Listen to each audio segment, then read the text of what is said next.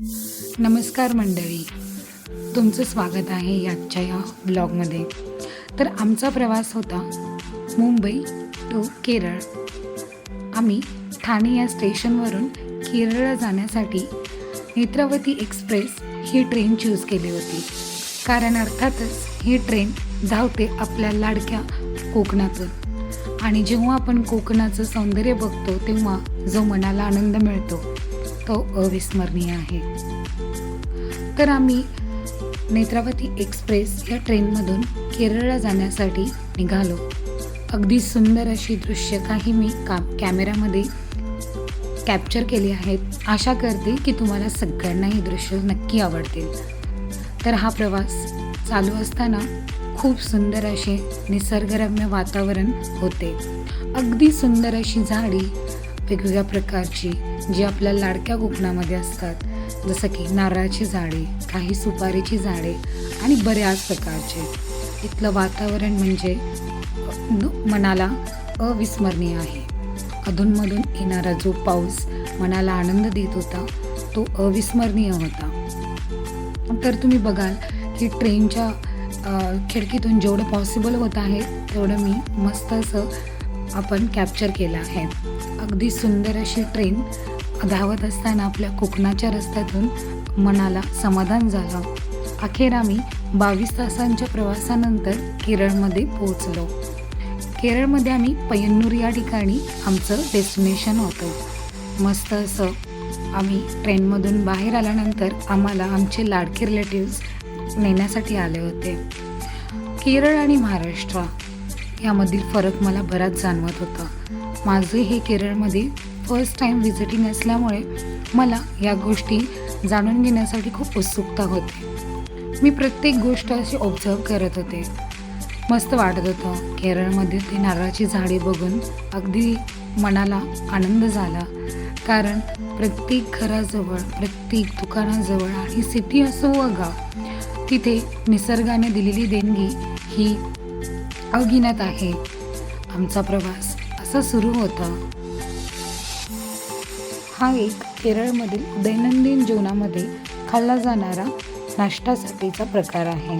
हा अगदी ट्रॅडिशनल पद्धतीने बनतो. त्यासाठी आपल्याला ट्रॅडिशनल भांड्याची आवश्यकता आहे, जे केरळमध्ये अगदी सहज उपलब्धपणे मिळते.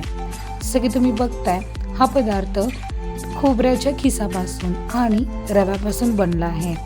तर यामध्ये एक लेयर खोबऱ्याच्या खिसाची व दुसरी लेयर रव्याची असते.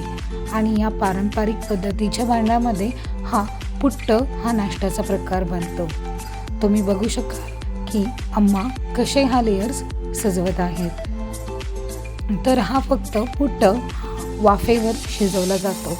हे त्याची खास वैशिष्ट्य आहे. यामध्ये कुठलेही तेल व कुठलेही पदार्थ आपण जास्त वापरलेले बघत नाही आहे. तर तुम्ही बघाल की पुट्ट यामध्ये पापडम मिक्स करून खायची या पद्धत आहे.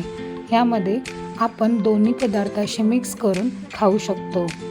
तर यासोबत अजून एक म्हणजे खायला आम्हाला मुगाची आमटीही त्यांनी दिली होती. मस्त अशी मुगाची आमटी, पुट्ट व पापड ह्याचा स्वाद घेऊन मनाला खूप आनंद झाला. कारण यामध्ये प्रेम, माया आणि करुणा याचाही समावेश होता. परराज्यात गेल्यानंतरच्या गोष्टी अनुभवायला नशीब लागतं आणि तिथे प्रेम मिळण्यासाठी. तर पुट्ट या अशा ट्रॅडिशनल भांड्यामध्ये बनवला जातो.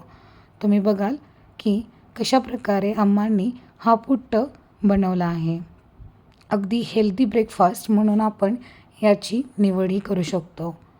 तर यासोबत मुगाची आमटी ही अप्रतिम झाली होती. त्यानंतर मिळणारा चहा म्हणजे चार चांद. सुंदर असा नाश्ता आणि सुंदर असं केरळचं वातावरण बघून जो आनंद झाला होता काय सांगावे. त्यानंतर लंचसाठी मट्टा राईस हा प्रकार मी पहिल्यांदाच खाल्ला. त्याच्यासोबत ही एक प्रकारची सांबर केली होती. मस्त असं सांबर आणि मट्टा राईस ह्याचं कॉम्बिनेशन फर्स्ट टाईम खात असताना खूप छान वाटलं. कारण केरळ हे त्याच्या विविध खाद्यसंस्कृतींनी पण हे ओळखलं जातं. तुम्ही बघाल की प्रत्येक अशा घरासमोर अशी भरपूर अशी झाडे इथे आहेत. काय असे निसर्गाचे सौंदर्य बघावे आणि वर्णनावे सांगता येत नाही. तुम्ही बघाल प्रत्येक घराजवळ असणारी बाग, झाडे, पाने, फुले आणि कौलारू घरं ही केरळची खास वैशिष्ट्य. सुंदर असं वातावरण आणि ह्या वातावरणातून चालणारी ही आमची गाडी मस्त. ह्याचं वर्णन करण्यासाठी मला शब्दही कमी पडत आहेत. तर तुम्ही बघाल की केरळमध्ये प्रत्येक घराजवळ अशी एक विहीर असते आणि सगळे लोक विहिरीचं पाणी मोस्ट ऑफ दी यूज करतात. तुम्ही बघाल हे अप्रतिम असं सौंदर्य. त्यानंतर हा राईस कसा बनवतात याची एक व्हिडिओ क्लिप मी तुम्हाला दाखवते. हा ट्रॅडिशनल पद्धतीने बनवला जातो. त्यानंतर लाडके काका मंदिरात गेले असताना त्यांना हा प्रसाद डब्यातून दिला. हे खूप छान वाटलं की त्यांच्यासोबत त्यांच्या परिवारालासुद्धा प्रसाद मिळाला. सुंदर असा राईसची आपल्या खीर अशी म्हणजेच आपल्या भाताची खीर होती. एकदम टेस्टी. प्रसाद असतो.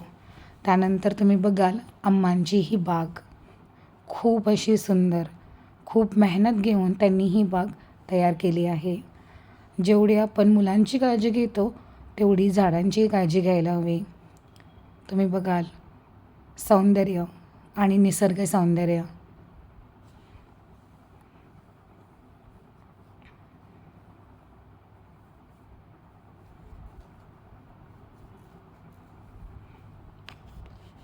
त्यानंतर तुम्ही पाहिलं हे एक ट्रॅडिशनल पद्धतीचं घर आहे. केरळमध्ये तुम्हाला सगळी घरं कौलारू मिळतील, कारण आपल्या भारतामध्ये सगळ्यात जास्त पाऊस हा केरळलाच होतो. त्यामुळे भरपूर अशी तुम्हाला कौलारू घरे केरळमध्ये पाहायला मिळतील. त्यानंतर हा सेटअप त्यांचा सुंदर असा बागेमध्ये बनवलेला. त्यानंतर आम्हाला खूप अशी क्यूट एक माऊही भेटली.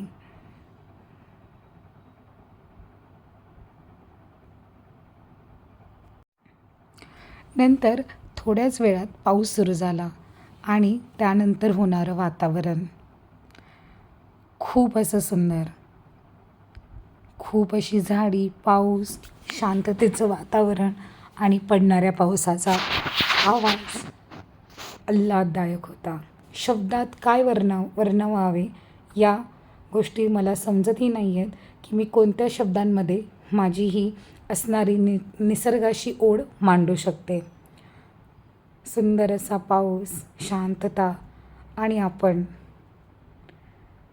हे फक्त अनुभवावे म्हणजेच आपल्याला समजेल की आपण किती नेचरच्या क्लोज जाऊ शकतो. तर हा ब्लॉग इथंच एंड होतो आहे. थँक्यू.